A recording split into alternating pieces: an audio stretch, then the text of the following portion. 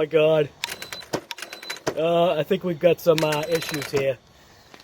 Alright. GoPro off. Alright, so we are actually back on DragBug. So we just did a live, like, I don't know, a few hours ago now. And I addressed, obviously, a couple of things that had happened in there, and I had made 2 mistakes on, I guess, the process of putting things back together, and I'll address that right now in this little clip that I just put together. So, here you go. Alright, so the video is going to be a little, probably a little shaky. I'm going to turn a light on so you can see what's going on here. So this is part of the bug differential, and I couldn't leave it alone because something bothered me about what my eyes had seen. So what I had done was I had thought this side, right here, I thought this was a shim for it. And maybe if my eyes were, I don't know, crystal clear, like high definition, I would have figured it out that this little band, this band right here is what keeps the bearings and this in place. So I literally had to take everything apart, but I wanted to show you also how this diff fluid is. So it's literally like, I don't know how to explain it. It's like a almost like a paste. So it does move. But what I mean, because it's not fully cured, and that was the other thing I wanted to bring out was I guess in the moment was point blank just jumping the gun and closing it up. But what I should have told you was that you need to leave it open so that it cures. So anyways, that's what's going on with the bug differential. But I wanted to show you that that wasn't like a seal. What I was actually seeing, if it would focus, what I was actually seeing was I was actually seeing the inside of the bearings. So I did take some brake clean this all up, got any contaminants out of there that was possibly in there. And now what I'm going to do is I'm going to take grease, just regular grease, this green stuff right here, and I'm gonna pack this bearing with grease. There's definitely a better way to do this, which is how you really pack a bearing, but I don't have time for that right now. So the way I'm going to do it is just by smearing it in there. Just like that.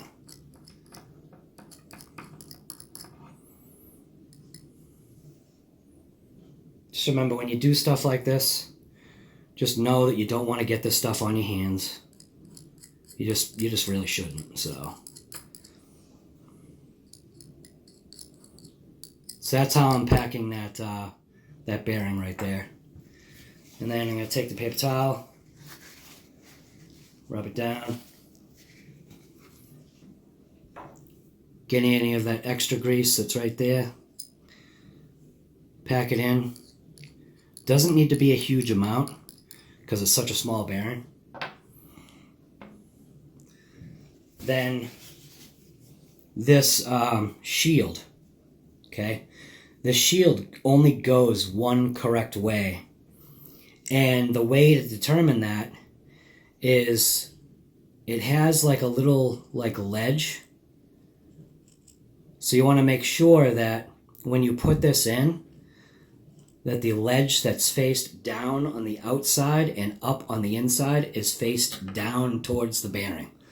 So we're going to place that in place like it should have been from the beginning. I'm going to press it in place, kind of like that. I'm going to take my pick and just move it right along the edge so that hopefully it seats this into place.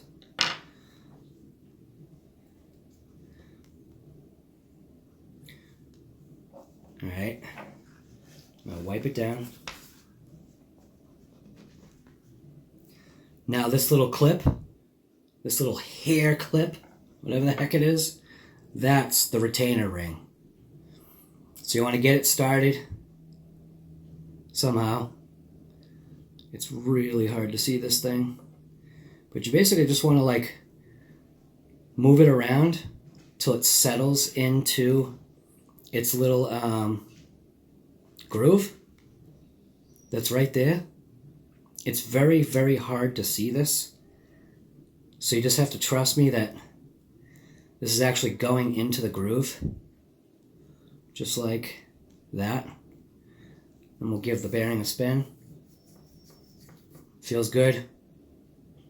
And it looks like that piece stayed in place.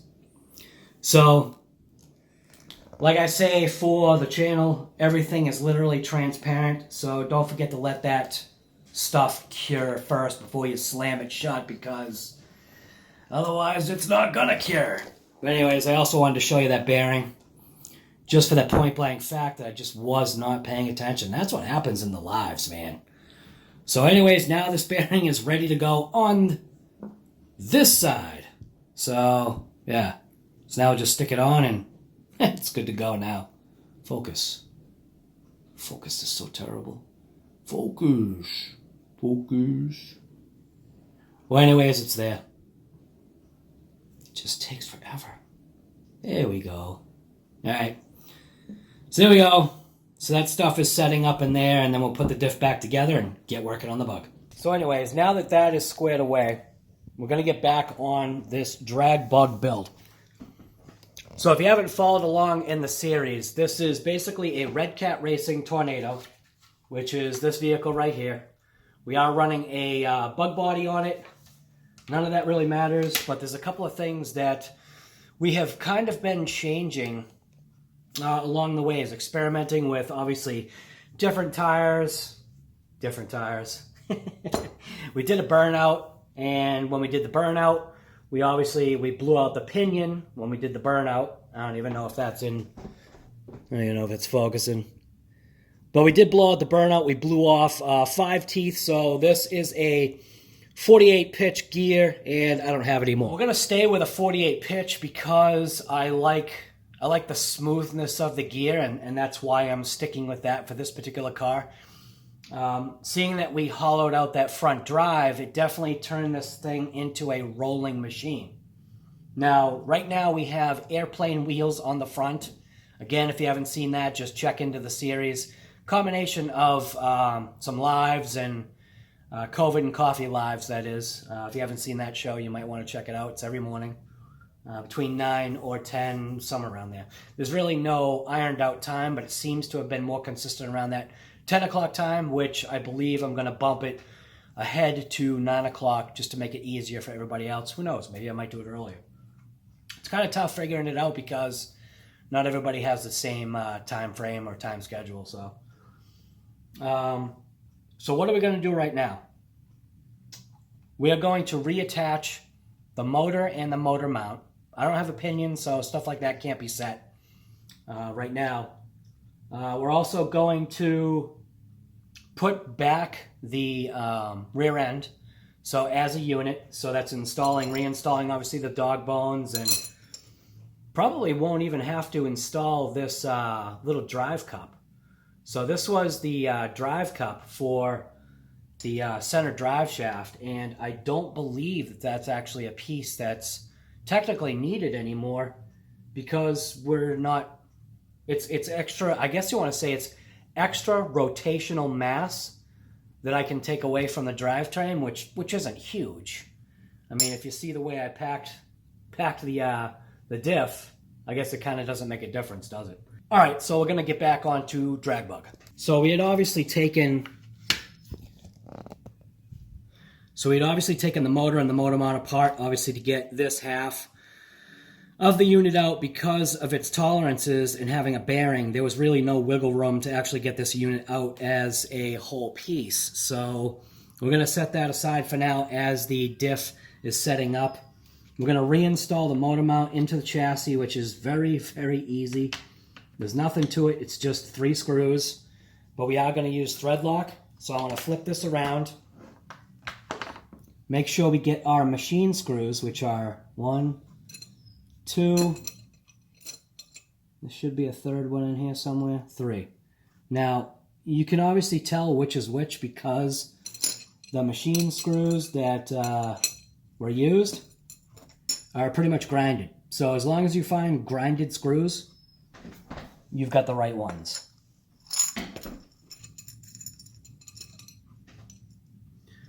What do I mean by grinded screws? They have scuff marks on them. So we're gonna need 3 of them. Make sure I grab the right ones. These are coarse thread, and these 3 right here are fine thread. They are all the same size screw as far as length and width, so there's no confusion. So these screws are a Phillips.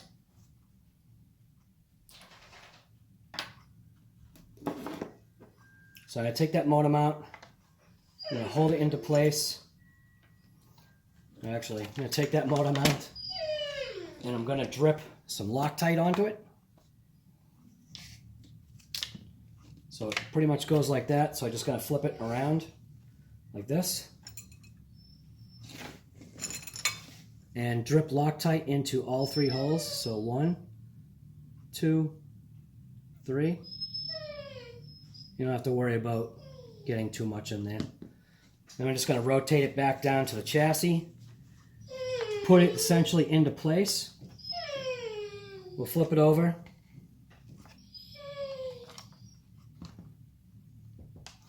And I want to line up the holes the best I can, which looks like to be right about there. We'll go after our center screw first.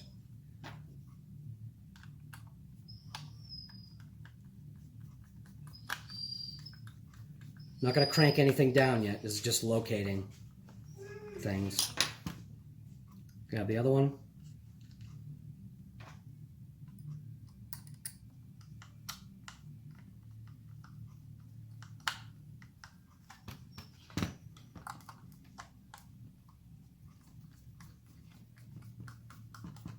Just give it time. Got the last one.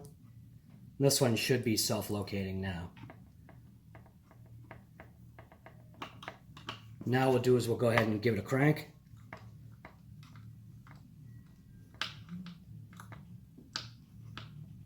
Like that.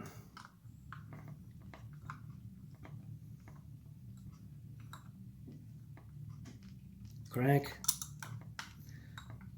And crank. Now obviously this will never move, so there's no need of worrying about waiting for it to cure or anything like that. So next thing I guess we would want to do is probably reassemble the differential. You can see we have the 4 micro screws that actually get attached into the ring gear, and then this is the screw that attaches to the lower half of the front case or cover.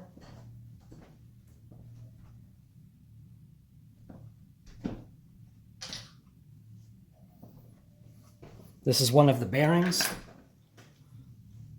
And you can see this is with all the stuff installed and cured. Now you just obviously want to clock this thing the correct way because the screws are longer one way than another. So just make sure when you do that that you're actually clocking it in the right position, which looks like it's that way. So we'll go ahead and install that.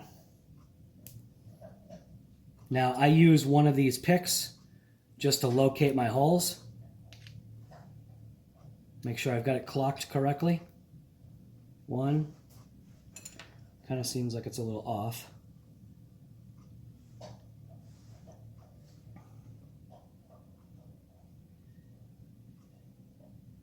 Seems like right about there should be where it is.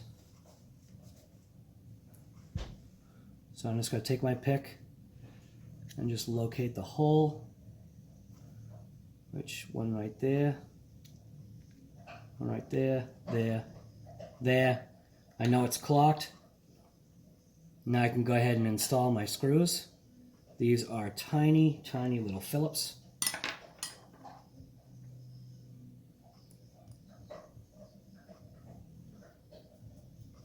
I'm not going to be cranking anything down yet.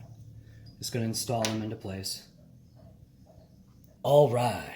Video stopped as usual.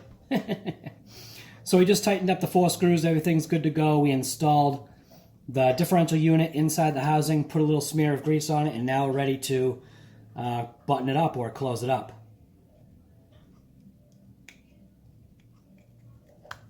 So just like that. I think we're looking pretty good. Feels nice and smooth. And then we'll reinstall the lower screw, which holds the lower half of the housing together. Just like that. And now we can go ahead and slide the actual unit into its location. Actually, no, we can't, can we? Never mind. What we need to do is I actually need to loosen these screws. It'll be fine. They are Loctited. We'll just crank them out just like that. Not a lot, but just enough so that we can actually fit the gearbox and housing and everything all together. Probably like that. And then we could take the rear end, and what we should do is we should actually service each piece of the rear end. So we're going to take our flat blade, I'm going to pry off our hubs or our hexes, pry those off, pull the pin,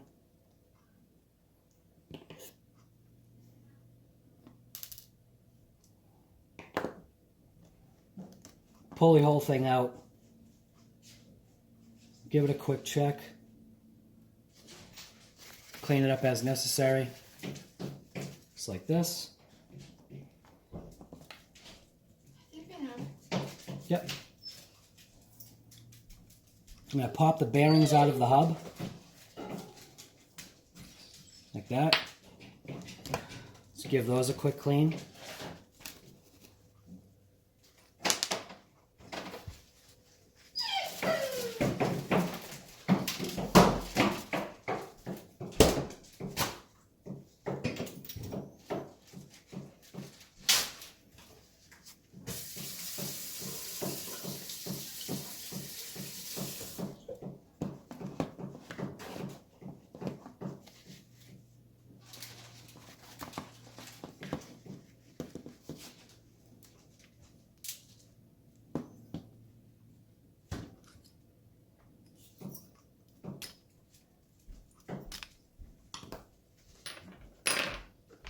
I use my little pick. This 45 pick works really well to get into that little spot and kind of pry these bearings out.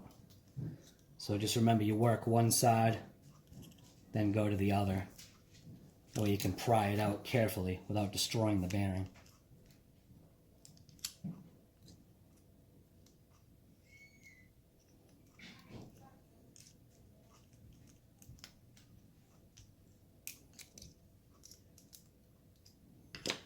Now take a little screwdriver. Should be able to pop this bearing out by just rocking it back and forth. There we go. Clean this one up. See all that black that's on there? That's all the stuff you want to get out of there. Run the paper towel through the center.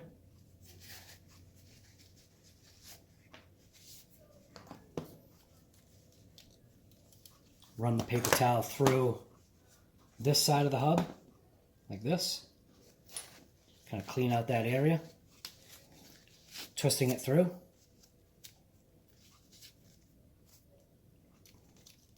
We can install that inner bearing. Just make sure it's settled all the way in. Take a drop of oil, and I'm going to put it in the channel, right like that. That's just what I do with all of them. Roll it around. Install your outer bearing, reinstall your shaft, put your pin back in,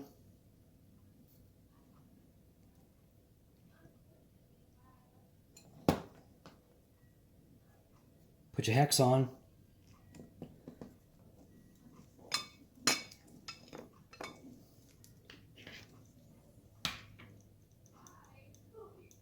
Just make sure your pin's actually in there.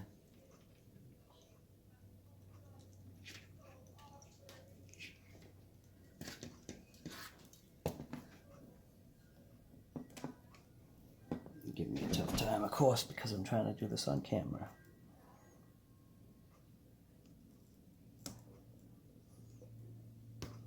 There we go. Settle down and in. Now we can do the opposite side, and we actually don't even need to film that. I actually changed it up a little bit, and I put the flash on. Hopefully this will actually help with visual. I think I noticed that some of it was a little dark.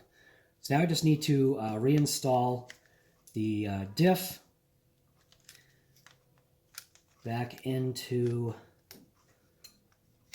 the base plate of the car. And there's really only one way for this to go in, and that is locked in like that. Because obviously the differential will kind of center itself into place. And now we can take the shock towers, slide that down into place. All the screws were accessed from the back. We had 2 long screws. And make sure we find the right ones, because those 2, or these 4, are actually for the actual differential bottom. And then we had this one, and then 2 more of those tapered head screws. Alright, so there we go. So now we can go ahead and drop this back into the frame of the vehicle or chassis. So what we want to do is obviously make sure that it stays in line. Want to feed our, let's see if I can do this here.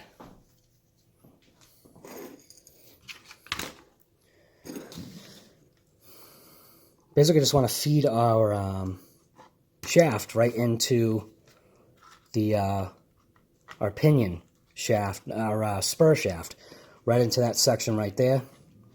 Now we can flip the car over, keeping things kind of in place. You can see how it kind of settles right down into place. 4 long screws. Again, those are Phillips. Take my driver and put these 2 in nice and easy.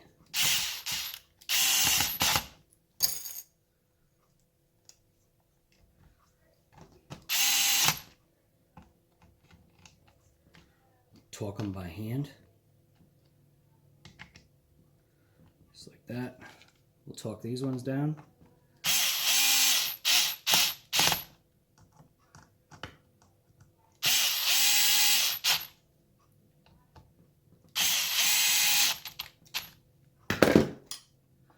Make sure these are nice and tight. Make sure these are nice and tight.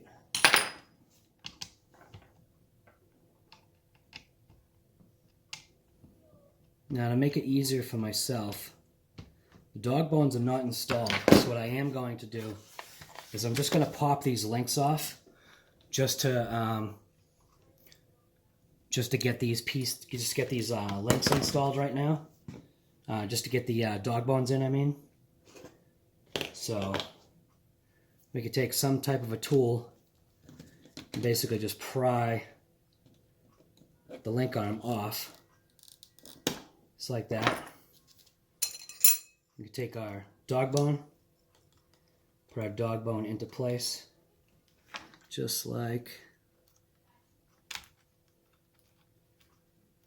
that. Then we can take our link, pop our link back on, just like that. Go over to the other side, pop that one off. I've sometimes found that if you just use a pair of cutters like that, just very carefully, just kind of keep them open, but then just pry like this. Just pry like this. Keep that cutter on that back side, and then just pop that link right off. Just like that. Take the link, or take the top bone, install it into there, install it into your hub, just like that. Take your link, and press your link back on, and we're good to go. So now we have, now we effectively have a posi rear end. So we shouldn't have, yeah, it's pretty minimal how much that moves, so we'll let it cure up a little bit longer. We may have to change over to a different type of thing, I'm not sure, but now the other thought was, this is the tires that we were running, the DBU Tunes. What I wanted to do is, these are a crawler tire, and I explained the whole situation about the having no sidewall and all this other stuff, and why I was thinking maybe this setup would actually work. This is a tire stuffed inside a wheel. This actually does give a little bit of, it's called loading the tire. So like as you turn that rim, you can see it actually puts a little bit of pressure on that sidewall. So the thought is sticking these on here and trying these out as a drag tire.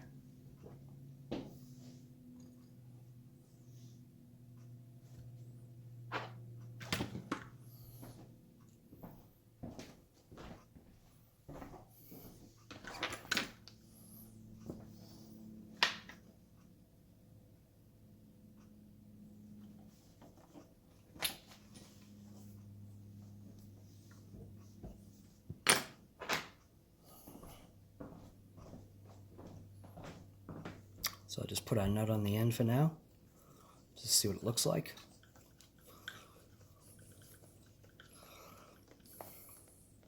I have a feeling these, these may potentially hook up a lot better. It's definitely going to look funky. Almost makes it look like a, what do they call it, tractor pulling? Makes it look like a tractor pulling vehicle now. So, put that one on.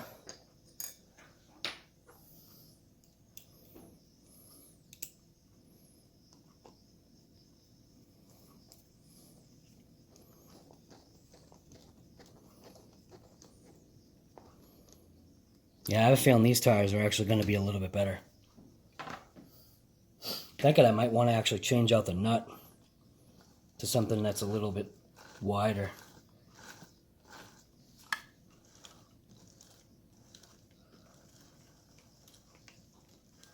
Boy, that tire looks lopsided, huh? It's not the rim, it's the actual tire. Must be the foams inside or something. I don't know. So let's see. Where are we here? Front wheels. I was thinking about changing up the front wheels. Maybe also giving it kind of, I guess, that gasser look. Right now, I've got the suspension pretty much flattened out. So if we even change the front wheels, what I was thinking about is the HoBao EPX. Actually, these are semi-truck front tires. So I'm going to toss these on here for now, just to see if they are something that will actually fit.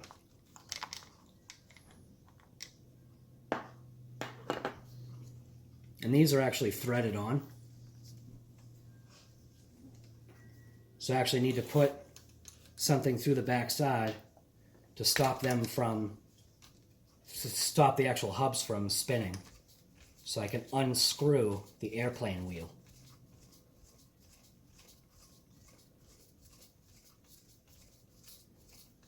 Just like that. Because these are literally threaded on. Then put that on and feels like, it almost feels like there's a little bit of scrapage. So these might not work.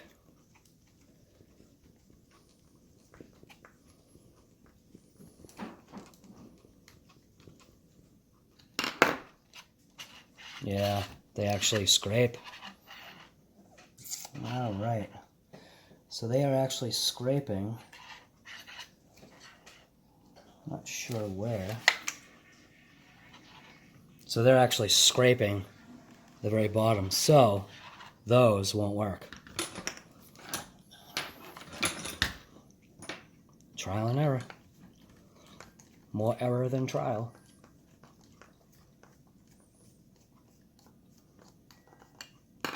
And another wheel I want to try. It's these. These probably won't do any better. And I think these ones probably scrape too. So let's see.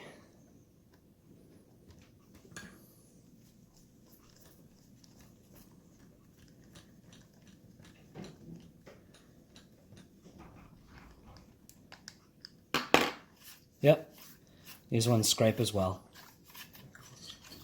Dang. So I guess these are not going to work.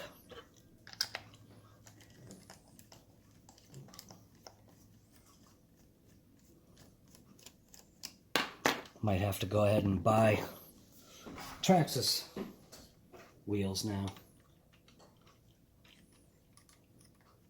I just screw these bad boys back on.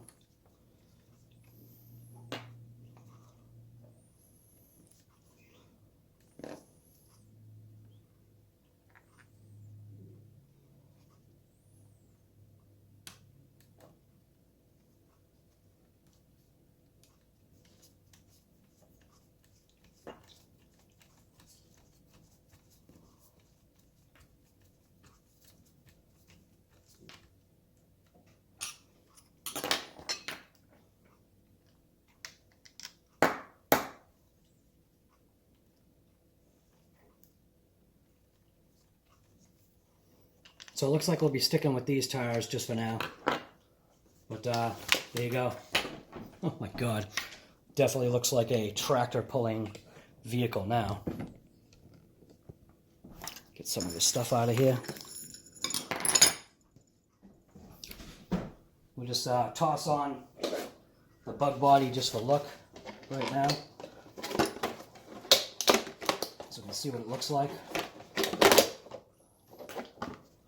So that's what it looks like now. Oh my God. Holy smokes.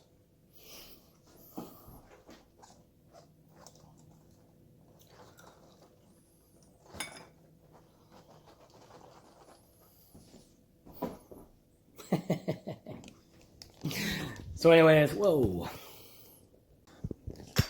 So anyways, like I always say, if you like these episodes from RC Guy Garage, you already know what to do. So just get out there and rip it.